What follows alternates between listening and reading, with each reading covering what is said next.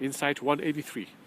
For those who are in pursuit of pleasure, pure indulgent pleasure, it is beneficial for them to realize that the complexity, depths, and sensitivities of people's minds and heart are exceedingly varied and engaging to such a degree that being involved with an individual deeply and earnestly by means of infinite varied activities, including the sexual, is the most indulgent one can get.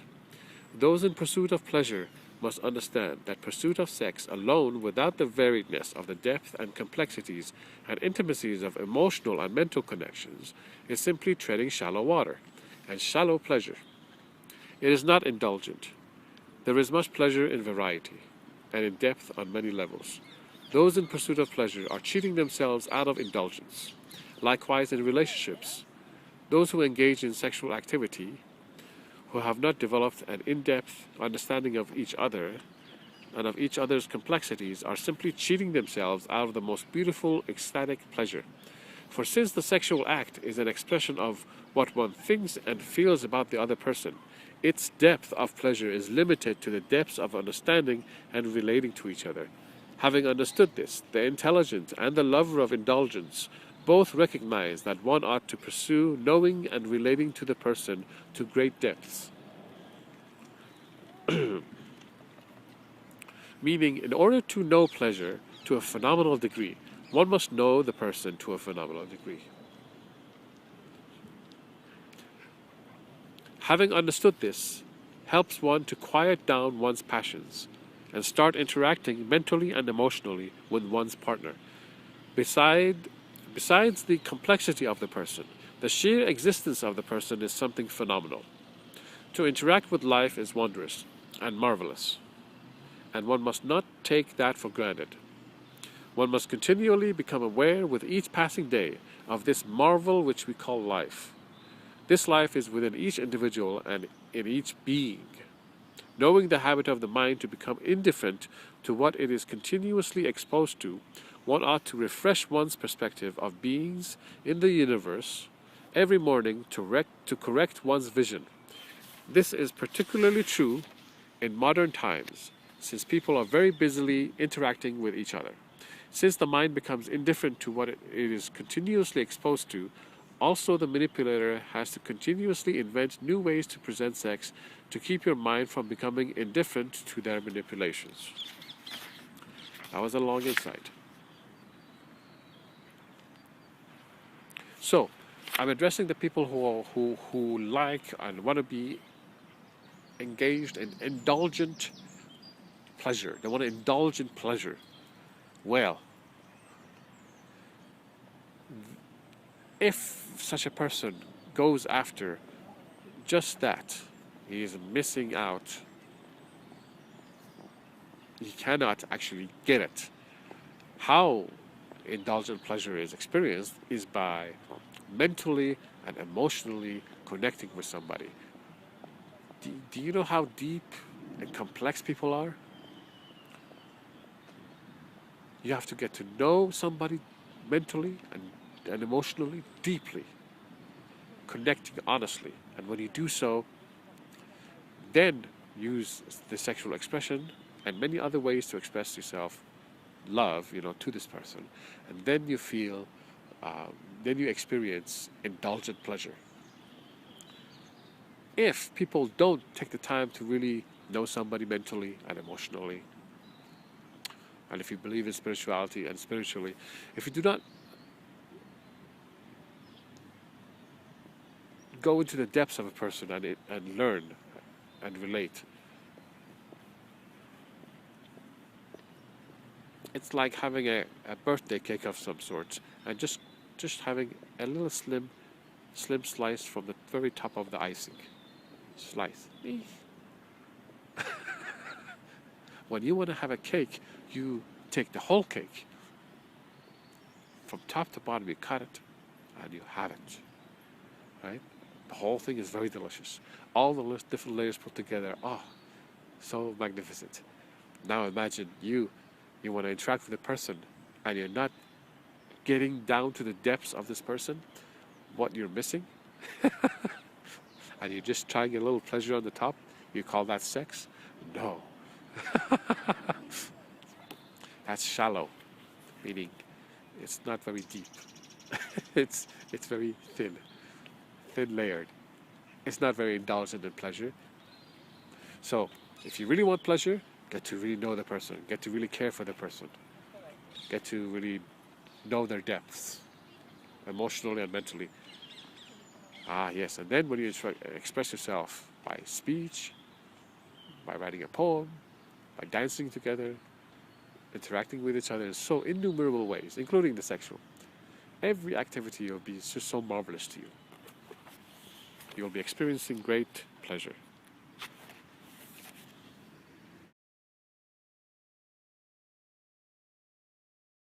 Insight 184. Since it is harder to quit a pleasurable habit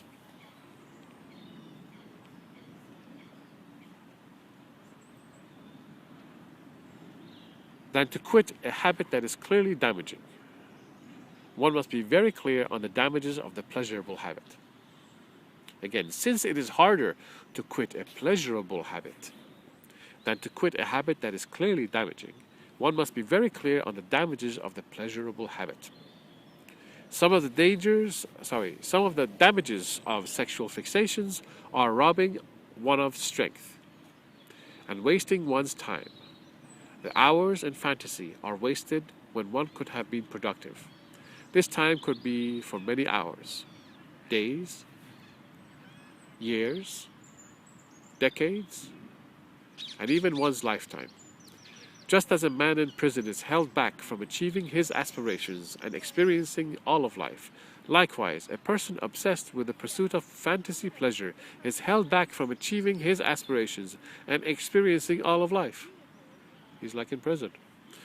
They are imprisoned by desire, and though there are no bars to disengage them from activities, they are nonetheless disengaged from all activities, because they are focused quite strongly on the pursuit of illusory pleasure. This loss of one's valuable time, the loss of one's true aspirations, and a loss of one's life ought to be taken seriously and looked at and established as a definite negative aspect of the seemingly positive pleasure. So, the time you take to do something, let's say you're focusing on self-pleasure, fantasy, whatever, well, that time is your life. You've just spent your life, that amount of it, on fantasy, on illusion. Now, what have you gained from it? Yes, momentary pleasure, momentary mental high, which is an illusion they present to you, and you get engaged in this activity, but you haven't established a relationship, you haven't learned about men and women, their relationships. You're not even a step closer to understanding what a real relationship is like. You're not even a single step closer to really having a deep, indulgent pleasure with a woman or man, either way. To really get to know them emotionally, mentally, to really relate, not even a step closer. In fact, you're a step further back, because your perspective of reality of what a relationship is like and what sexuality is like is being messed up by what you watch. Not only that, you're wasting your time instead of gaining money, pursuing your ambitions, pursuing spirituality, pursuing any and all things. All of life is hampered, is stopped, paused because you're focused on this. And it's all dependent on how much time you spend on it. The more you spend your time on it, the more you spend your time and energy on this, the less you're spending on other things. All of life. It's like you're imprisoned because you're not engaged in other activities.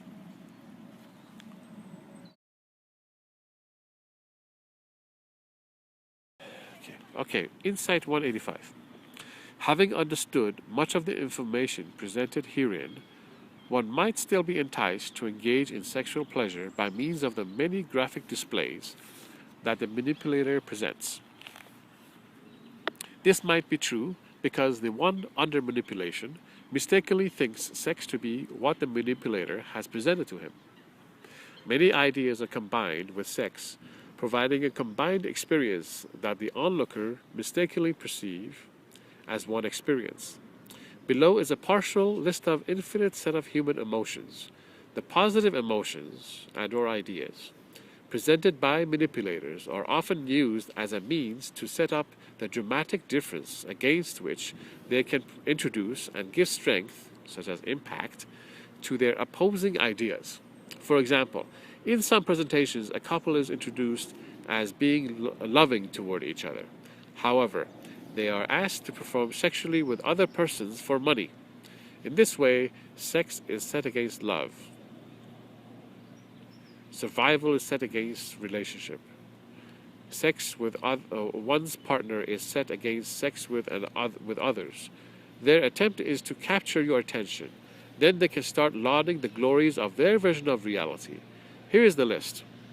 Overpowering, uncontrollably and insatiably lusting, disrespecting, humiliating, puzzled, nervous, amazed, indignant, angry, devoted, surprised, skeptical, rebellious, festive, suspicious, questioning, stealing, content, challenged, comforted, impulsive, betrayal, in control, daring, outraged, out of control, inspired, frightened, bored, breakup, sympathetic, appalled, victimized, mournful, timid, offended, and lonely. These are the directed ill teachings of the people involved in manipulation, and many people have become exposed and familiar with it. Many people mistakenly believe these ideas, or the feelings that these ideas create during sex, to be an integral part of sex. So what they're doing is they're presenting a dramatic emotion, a dramatic situation. Often an emotion is involved, often a hard decision is made, could be part of it.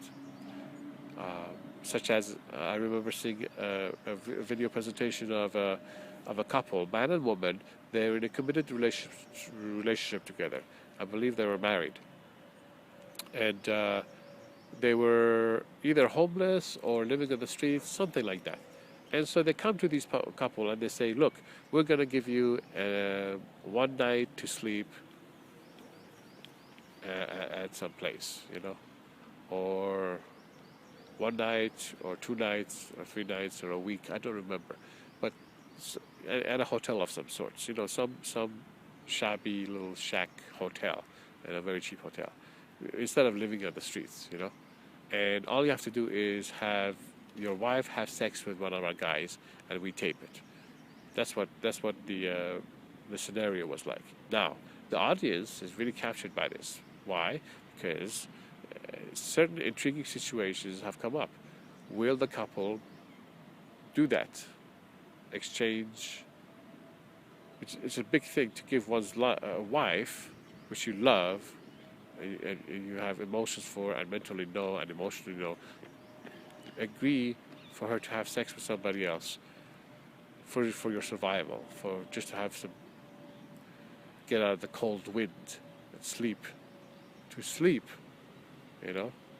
so this difference, this duality, this decision that is mentally the guy has to make is intriguing. You wonder what's going to happen, and then this is the power. This is what gives power to the sexual interaction, because once you have a sexual interaction, this is in your mind, that this is this guy's wife, and they're doing it for this, and then on top of that, which is creating the impact of the sexual interaction, then he's saying, oh my God, the guy is there, and he's gonna watch. He's told to watch it too,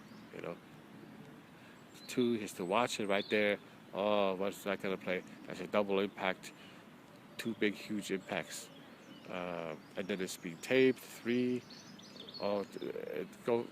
just so many things that are going on there. And so what they do is that they introduce a human emotion that is quite dramatic into the mix of the sexual interaction. So you're tickled mentally. You're like, oh, I've never experienced that with sex. Let's see what happens if the person is frustrated at having sex, if the person is humiliated as they're having sex, if they're puzzled, oh, what is going on? Nervous. They're nervous at having sex. So all these things are playing on the mind, giving it a little bit of difference in the how the sexual interplay happens. And so the mind is somewhat intrigued. What happens? Angry, suspicious. You see, all these things have a slight tinge to them that are different than the other. Skeptical, rebellious, festive, suspicious, questioning, victimized, mournful, timid, offended, lonely. So all these things have their own dramatic differences. And so it tickles the mind and intrigues the mind as to how sex with a person who feels this emotion, how will the interplay affect their emotion, their mental state, as well as how the mental state affects the sex. All these things are really impactful.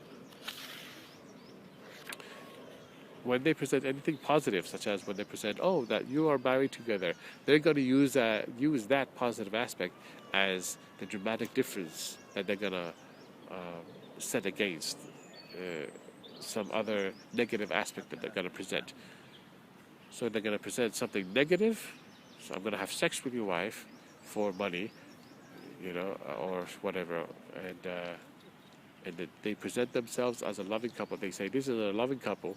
They've been together how many years? Let's say 13 years, whatever it is, and they are creating the contrast.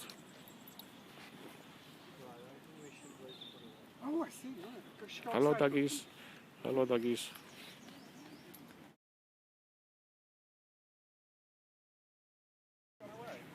Insight 186. Let us examine only one of these ideas, humiliation, in combination with sex. One must remember that the mind that experiences sexual pleasure in combination with humiliation experiences a strange and unusual effect. The person being exposed to this derives a mental pleasure unlike before. What the manipulators have done is to again introduce an unusual emotion to sex. Normally, humiliation would not be presented with sex. Therefore, when your mind is exposed to this combination, it is intrigued. Your mind wants to understand the combination of the two. Your mind is mesmerized by the various effects these unusual pair bring forth. Remember, the mind is intrigued by anything unusual and unique. The truth is that this is a mental trick. One must learn to recognize these tricks and lose one's interest in them, for they are traps that are never ending. They are curiosities created to capture your attention, time, money, power, and your life.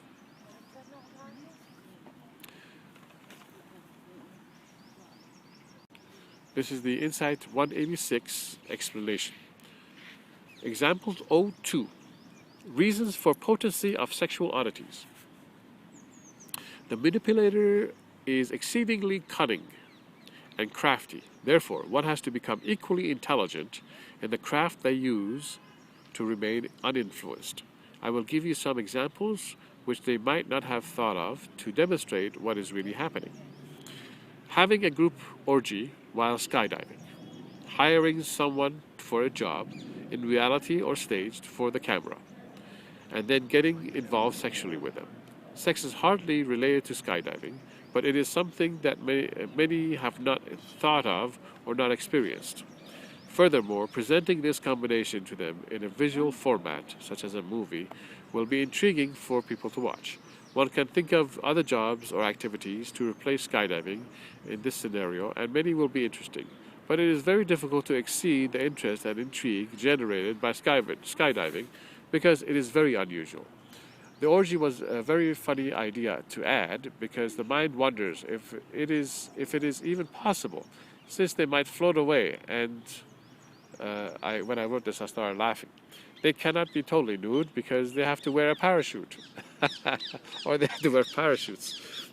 Okay, so hiring someone in reality or stage bridges the gap between reality and fantasy. There you go. For the average person, That's for the average person. It is, in a sense, a fantasy come true, at least visually. This is the reason why fantasy has potency, because it might suggest that it is real or it could occur. So when they put situations of, oh, this guy is at his job and gets involved sexually with his either secretary or the cleaning lady, or like maybe he's at his house and the cleaning lady starts to interact with him. They bring these things in fantasy, and there's a potency that is added to this. It is potent, partially also because many people are actually in that situation already. They are at the job, at the office. They are at work, at home, where the cleaning lady's there, or cleaning man is there working, and so everything is close except for the sexual interaction, and so this plays on the mind, it adds to the potency.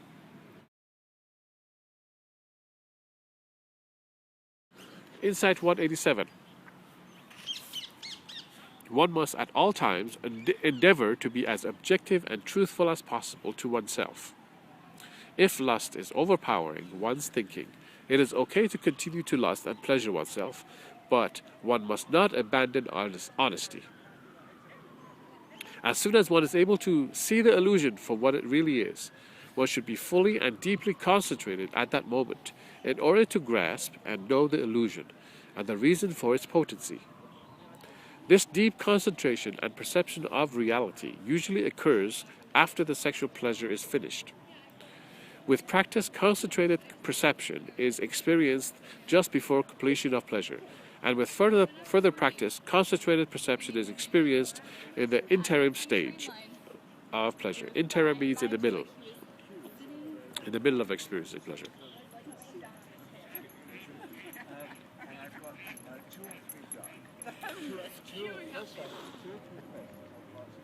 One becomes adept at identifying the illusion by concentrated perception before the pleasure starts, when this knowledge over time has started to be established in the consciousness of the individual. After such establishment of knowledge, still the individual might continue in lust, but the frequency is much less, and the consciousness of the individual returns very quickly to its proper, sober position. The individual's progress continues until his mental perspective, which is used to express his sexuality, is no longer identified with lust. The experienced person about this knowledge is no longer forcefully engaged in sexual gratification by means of visual stimuli presented by the manipulator.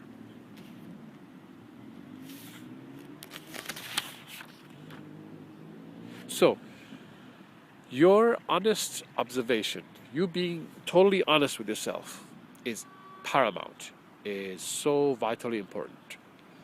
Whether you are in life, not lusting, or when you're in any stage of lust, just getting aroused, being in the middle of arousal, or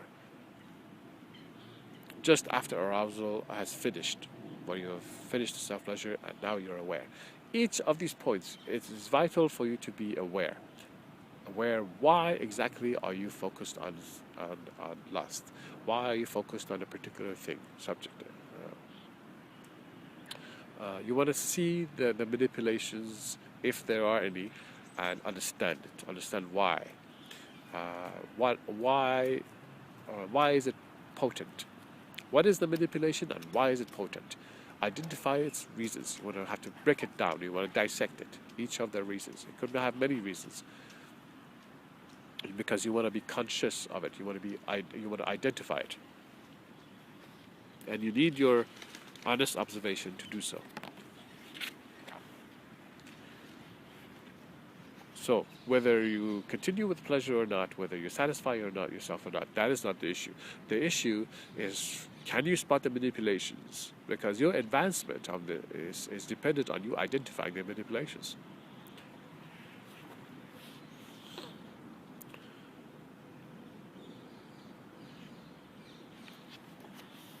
So, at first, a lot of you will experience being conscious right after the pleasure is over. With continuous practice, you'll learn to be conscious just before self-pleasure is going to be over. After a while, with even more practice, you'll be aware, you'll be very conscious and alert in mid-pleasure. With further practice, you'll be conscious before even getting into pleasure, just before pleasure starts. You catch yourself, you go, oh, I'm starting to feel aroused. Okay, so what's going on? What am I being influenced by? What was I thinking? What was I feeling? You see? There you go.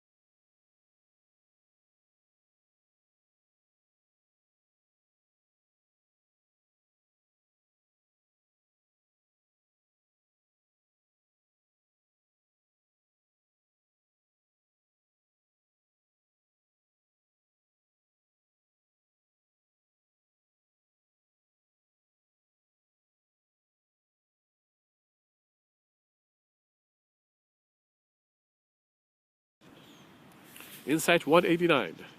Overemphasis or overengagement in any one activity, in this case lust, means less engagement or disengagement in various beneficial activities for society. This might be tremendously damaging to society and indeed the world. So, let's say you have somebody working in the office of presidency. He's a president or he's a prime minister, or somebody as a judge, somebody as a policeman, somebody as in any job that they do. While they're focused on lust, they're doing their job less proficiently. And this damages society, has a potential to be damaging to society on a massive scale, because you got so many people having the same problem, lust, and their potential of achievement, which is great. They can achieve so many great things at their job and even outside their job, personal ambitions, whatever it is. They can do so many great things for society, but they're being lessened because of this lust. So society is being damaged on a massive scale.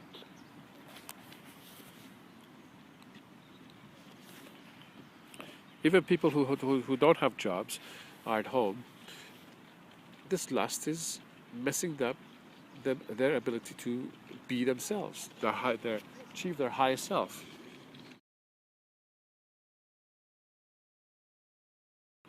Insight 190. Ask this sincerely of yourself. Do you actually want to be involved sexually with women as you see them displayed in fantasies? If for fear of diseases and other factors you do not want to actually engage in such an encounter, it is important to remember this and dwell on it. Identify what you really do not want and what you really do want. It is important because normally we humans do not fantasize of things we do not want.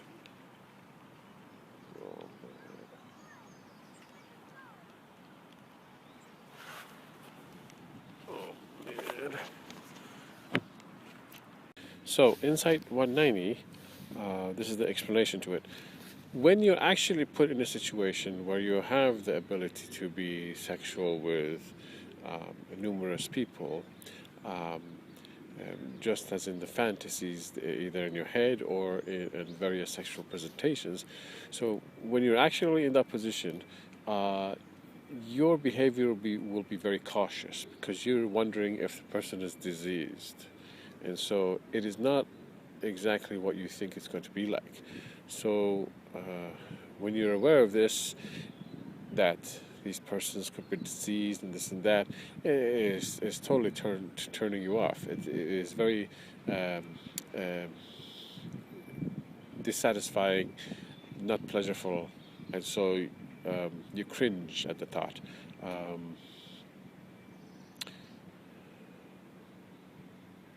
When viewing a program, a sexual presentation, there's no question that you cannot get any diseases from watching this stuff. So that's not even an issue. But when you're actually in the situation, you wonder, oh my God, I wonder if this person is diseased. Am I going to catch a disease? Oh, it's terrible. And then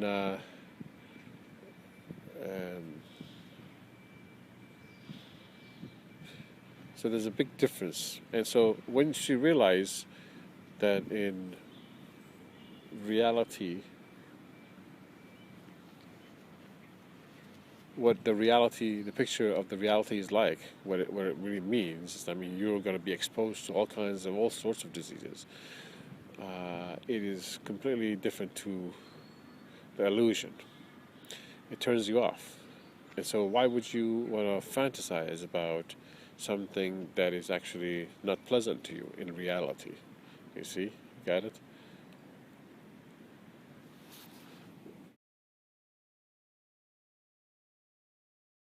(191) Happiness resides in oneself. It resides in self-value, peace, bliss, and emotional fulfillment. in parenthesis, which is the self-love, love of all, and perceiving the love of everyone for you by their truest self. My book on love will describe this in detail. I'll read the explanation. Being in a wonderful place permeates us with its positive influences. Therefore, we feel pleased and happy. Being with wonderful people does the same thing. Places and people generally we cannot control. However, we can control ourselves.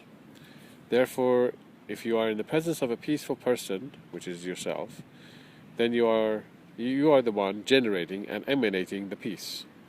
In this case, you are not dependent on a place or person for experiencing peace, because you're supplying it to yourself. Regarding value, bliss, and emotional fulfillment, in detail, refer to my other upcoming book on love. Meanwhile, follows a brief explanation. A child is valuable inherently. Meaning, inherently means its actual nature. You don't need to add anything to it to have the child become valuable. The child is valuable, just as he or she is. It's natural to it. It's one of its qualities. For those who have seen this personally, it is a blessing. You are that child. I mean, we grow up, we think, oh, children are so wonderful. You are that child. There is no wrong or right that the child can do that would change the value of the child. When you realize this, you can realize significantly your worth and will feel satisfied, self-satisfied, self-loved, self-valued, and in bliss. Yeah, so I'm going to go very briefly on this. So you have a child. What does the child do? Poops, spits, makes funny faces, cries. It is naturally adorable, and it is loved. Why is the child loved? We talked about this before. It is life. It is innocence. Innocence. What is that? What is that about? It just is, you know?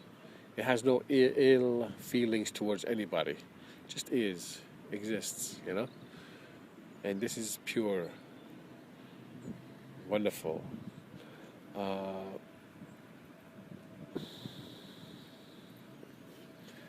You, when you were young, right?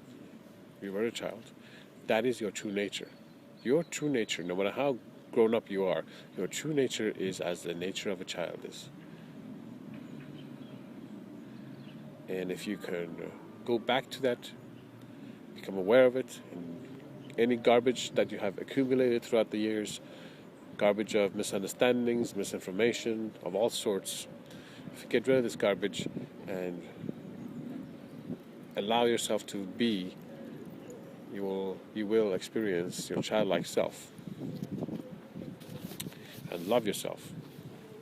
And love others. Okay, insight 192. When one realizes that they do not actually want a sexual encounter like in the fantasies, they might want to see the fantasies anyway and experience pleasure. They still might want to engulf their mind in fantasy in order to experience this state of satisfaction. Something in the life of the person may be wrong, might be wrong. Something significant could be blocking the flow of the person's life. It could be a job is lost. It could be a job is lost, a purpose in life is not clear, dissatisfaction in love, not exercising, not happy, not comfortable, and not enjoying life, etc. It could be anything really. Many succumb to fantasy, which is great pleasure, because they do not experience great happiness in their life. So, for whatever reason, this is one of the reasons why a person could be involved in these sexual fantasies, to experience pleasure, even though he knows in actual life he will not really get involved sexually. He doesn't really want it, but nonetheless he goes and experiences this sexual fantasy by sexual visual depictions of it, sexual presentations, because he wants to experience great pleasure. Why? Because this person, for whatever reason, is not experiencing great pleasure in his or her own life right now. So something could be wrong, and it's good for the person to determine one or more of the sources of why he or she is feeling dissatisfied, not feeling great pleasure. Identify it.